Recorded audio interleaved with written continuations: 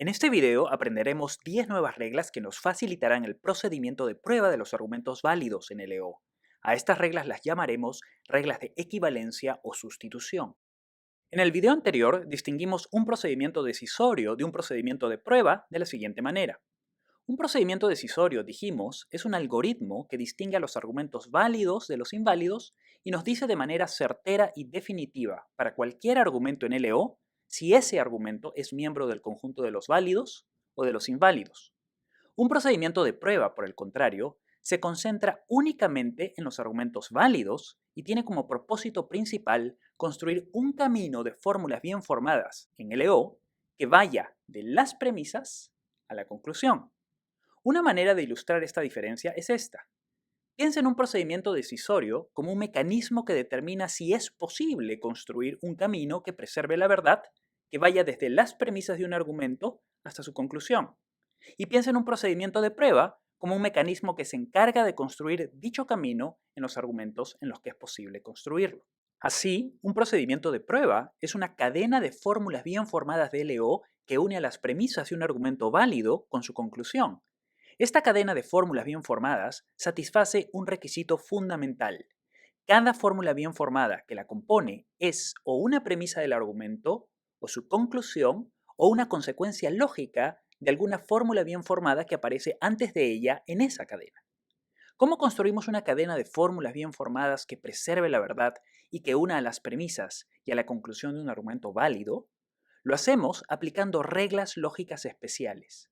La situación es semejante a la de un juego de ajedrez. Todo juego de ajedrez comienza con todas las piezas colocadas en su posición inicial sobre el tablero. La posición inicial es fundamental, ya que ella determina la variante del ajedrez que está en disputa. La meta del juego es poner en jaque mate al rey adversario. ¿Cómo se debe lograr el jaque mate del rey adversario? Se debe lograr moviendo las piezas en el tablero de acuerdo con las reglas del ajedrez. Las reglas del ajedrez determinan qué movimientos puede realizar cada pieza. Cualquier movimiento que no esté normado por una regla está prohibido. De la misma manera, las reglas lógicas de un procedimiento de prueba indican qué nuevo eslabón de la cadena de fórmulas bien formadas podemos generar a partir de los eslabones que ya tenemos. Es decir, nos indican qué fórmulas bien formadas podemos inferir dadas las fórmulas bien formadas que ya tenemos en la cadena. Las 8 primeras reglas que aprendimos en el video anterior se llaman reglas de inferencia o transformación. Si bien estas reglas son fundamentales para el método de prueba que estamos aprendiendo, no son suficientes para probar la conclusión de todo argumento válido en LO a partir de sus premisas.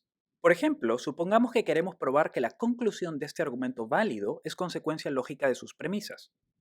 Como la primera premisa es una conjunción, inmediatamente podemos generar un nuevo eslabón a partir de ella aplicándole la regla de simplificación. Como D no vuelve a aparecer ni en las premisas ni en la conclusión, nos quedamos en la línea 3 con A. Como queremos aplicar reglas que nos acerquen a la conclusión, veamos qué elementos contiene la conclusión. Observamos que, si bien la negación de C aparece como subfórmula en la línea 2, ninguna premisa contiene a F. ¿De dónde pudo haber salido F? Como no salió de las premisas, tiene que haber sido generada por medio de la aplicación de una regla a la negación de C. ¿Qué regla podría ser esa? Como el operador principal de la conclusión es la disyunción y como la negación de C forma parte de la segunda premisa, claramente la conclusión tuvo que ser generada aplicando la regla de adición a la negación de C. Eso significa que la línea previa a la última línea de nuestra prueba deberá estar ocupada por la negación de C. ¿Cómo se pudo liberar la negación de C del consecuente de la segunda premisa a fin de que ocupe una línea entera de la prueba? Definitivamente tuvo que ser liberada por medio de la regla que nos permite liberar el consecuente de un condicional, a saber, el modus ponens. Como ya tenemos la premisa condicional en la línea 2, lo que necesitaríamos para aplicarle el modus ponens y quedarnos con la negación de C es obtener el antecedente de 2, es decir, la doble negación de A. Si obtenemos la doble negación de A en la línea 4, completamos la prueba en tan solo 6 pasos. ¿Qué regla de inferencia nos permite obtener la doble negación de A en la línea 4? Si te fijas en la lista de 8 reglas que vimos en el video anterior, notarás que ninguna de esas reglas nos permite generar la doble negación de A. Si solo contáramos con las 8 reglas de inferencia, la línea 4 sería un eslabón perdido. La regla que necesitamos es una regla que nos permita pasar de A a la doble negación de A. Lo que necesitamos es una regla de doble negación. La regla de doble negación que necesitamos debería tener la siguiente forma. Debería permitirnos sustituir una fórmula bien formada P por su doble negación y la doble negación de P por P. En otras palabras, debería permitir la intersustitutividad salva veritate, es decir, la intersustitutividad de estas dos fórmulas bien formadas que, si bien son sintácticamente diferentes, son lógicamente equivalentes. Afortunadamente, esta regla existe. De hecho, es una de las 10 reglas nuevas que aprenderemos hoy, las reglas de equivalencia o sustitución. Antes de examinar las reglas de equivalencia o sustitución, comencemos con dos de sus propiedades que las distinguen de las reglas de inferencia. La primera de ellas es la simetría. La simetría es la propiedad que nos permite inferir la doble negación de A en 4 a partir de A en la línea 3 y también nos permite inferir A en la línea 4 a partir de su doble negación en 3. Observa que las reglas de inferencia no tienen esta propiedad. Mientras que las reglas de inferencia solo permiten inferencias de un solo sentido, las reglas de equivalencia las permiten en ambos sentidos. La segunda propiedad es la intercambiabilidad entre fórmulas bien formadas lógicamente equivalentes. Piensa en las reglas de equivalencia como reglas que te permiten reemplazar los engranajes originales de un mecanismo por engranajes de repuesto, siempre y cuando los engranajes de repuesto preserven el funcionamiento de los engranajes originales. Las reglas de equivalencia nos permiten intercambiar fórmulas bien formadas lógicamente equivalentes tanto si se trata de una parte como de la totalidad de una fórmula bien formada cualquiera. Como las fórmulas intercambiadas tienen que ser lógicamente equivalentes, el intercambio no altera en absoluto las condiciones de verdad de la fórmula bien formada original. Esta propiedad distingue a las reglas de equivalencia de las reglas de inferencia. Por ejemplo, si tenemos la siguiente disyunción, no podemos inferir B aplicando el modus ponens a su primer disyunto. Las reglas de inferencia solo se pueden aplicar a fórmulas bien formadas completas, no a sus partes. En contraste, una regla de equivalencia como la doble negación puede aplicarse libremente a cualquier subfórmula de una fórmula bien formada cualquiera en una prueba. Veamos ahora las 10 reglas de equivalencia o sustitución. La primera regla es nuestra ya conocida regla de doble negación. La segunda es la regla que llamamos idempotencia. Esta regla nos dice que si en una disyunción o una conjunción los dos disyuntos o los dos conjuntivos son la misma fórmula bien formada, entonces la disyunción o la conjunción es equivalente simplemente a ese disyunto o conjuntivo. Decir que la conjunción y la disyunción son idempotentes, es decir que no importa cuántas veces las apliquemos a una misma fórmula bien formada, la fórmula bien formada resultante tendrá las mismas condiciones de verdad que la fórmula bien formada original. La tercera regla es la asociación. Lo que nos dice esta regla es que si en una fórmula bien formada tenemos una secuencia únicamente de disyunciones o únicamente de conjunciones, podemos reagruparlas como queramos. En matemáticas, tanto la suma como la multiplicación son operaciones asociativas. La cuarta regla de equivalencia es la conmutación. La regla de conmutación nos permite invertir el orden de los componentes de una disyunción y de una conjunción. Nuevamente, en matemáticas, tanto la suma como la multiplicación son conmutativas. La siguiente regla de equivalencia es la contraposición. Lo que esta regla dice es que una fórmula bien formada de la forma P condicional Q puede ser reemplazada por un condicional en el que la negación de Q es el antecedente y la negación de P el consecuente. Si recurrimos a la noción de condición necesaria que aprendimos en el video sobre simbolización en LO, lo que la contraposición dice es que del hecho de que Q sea condición necesaria de P, podemos inferir que si no es el caso que Q, entonces no es el caso que P, y viceversa. La sexta regla lleva el nombre de uno de los fundadores de la lógica contemporánea, Augustus de Morgan. La regla de Morgan permite sustituir la negación de una disyunción por la conjunción de las negaciones de sus componentes y también la negación de una conjunción por la disyunción de las negaciones de sus componentes. Las dos siguientes reglas capturan la interdefinibilidad del bicondicional con la conjunción de dos condicionales y la interdefinibilidad del condicional con la disyunción de la negación del antecedente con el consecuente. Estas reglas llevan los nombres de definición del bicondicional y definición del condicional respectivamente. La novena regla es la distribución. Esta regla nos dice que la conjunción se distribuye sobre la disyunción y que la disyunción se distribuye sobre la conjunción de manera similar a como en matemáticas la multiplicación se distribuye sobre la suma. La última regla de equivalencia o sustitución es la exportación.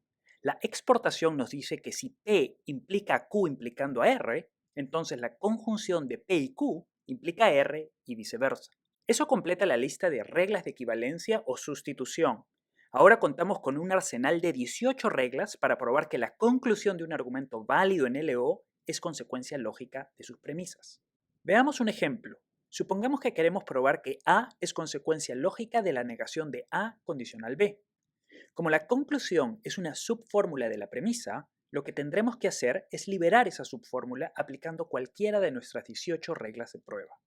Lo primero que podemos hacer es definir el condicional dejando intacta la negación. Como la definición del condicional es una regla de equivalencia, podemos reemplazar A condicional B por la negación de A disyunción B sin tocar la negación que domina la fórmula entera. Observa que la fórmula que inferimos en la línea 2 es una disyunción negada. ¿Qué podemos hacer con una disyunción negada? Lo que podemos hacer es aplicarle De Morgan y sustituirla por la conjunción de las negaciones de sus componentes. Entonces, si aplicamos De Morgan a la línea 2, obtenemos en 3 a la doble negación de A conjunción la negación de B. Como cada línea de una prueba debe estar justificada, escribimos a la derecha DEM 2. Como lo que queremos obtener es A, no su doble negación, aplicamos la regla de doble negación e inferimos la línea 4. La conjunción que obtenemos en la línea 4 es muy conveniente para nuestros propósitos, ya que puede ser eliminada por medio de la aplicación de la regla de simplificación. Así, si aplicamos simplificación a la línea 4, generamos la línea 5 que, como puedes observar, coincide con la conclusión del argumento. Esto significa que nuestra prueba ha concluido exitosamente. Veamos ahora un ejemplo más interesante. Probemos que A bicondicional B es consecuencia lógica de A y de B. Como las premisas no nos dan una guía clara de qué rumbo seguir, intentemos reconstruir la prueba de atrás hacia adelante. Como la conclusión del argumento es el punto de llegada de una prueba, pongamos la conclusión en la última línea de la prueba. ¿De dónde pudo haber sido inferido este bicondicional? Como la única regla que tenemos para generar bicondicionales es la definición del bicondicional, podemos asumir que la penúltima línea de la prueba está ocupada por la conjunción de A condicional B y B condicional A. Sigamos razonando en reversa. ¿De dónde pudo haber salido esta conjunción? Como las premisas son fórmulas simples, la conjunción tuvo que ser introducida por medio de una regla. ¿Qué regla nos permite introducir conjunciones? La regla de inferencia que lleva ese mismo nombre, la conjunción. Por lo tanto, podemos asumir que para obtener la conjunción de A condicional B y B condicional A, tuvimos que obtener previamente cada uno de estos condicionales por separado. Como no sabemos exactamente en qué líneas obtuvimos A condicional B y B condicional A respectivamente, pongámoslo simplemente antes de su conjunción. Observemos ahora el primer condicional, a saber A condicional B. ¿De dónde pudo haber sido inferido, dado que las premisas son simples? El condicional pudo haber sido introducido gracias a la aplicación de la definición del condicional. Si esto es así, el paso previo tuvo que haber sido la negación de A disyunción B.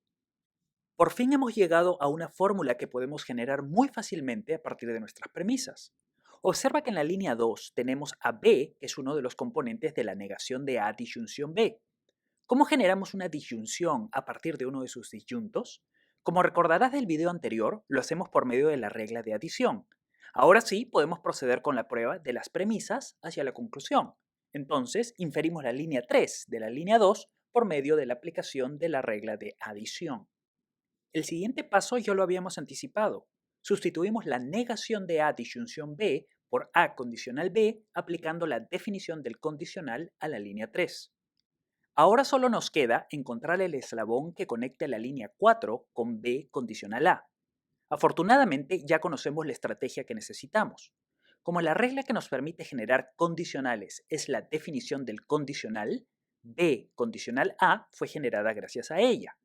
Como la definición del condicional sustituye disyunciones por condicionales y como tenemos uno de los disyuntos de la disyunción que necesitamos, generamos la negación de B disyunción A por medio de la aplicación de adición a la línea 1 Y en la línea 6 inferimos B condicional A por medio de la aplicación de la definición del condicional a la línea 5. La mesa está servida. Como en la línea 4 y en la línea 6 tenemos a los conjuntivos de la línea 7, les aplicamos conjunción y finalmente inferimos la conclusión del argumento que estamos probando a partir de la línea 7 por medio de la aplicación de la definición del bicondicional. Nuestra prueba ha concluido con éxito. Como te habrás dado cuenta, el procedimiento es fundamentalmente el mismo que aprendimos en el video anterior. Solo hemos agregado 10 reglas de equivalencia o sustitución con el único propósito de simplificar nuestras pruebas.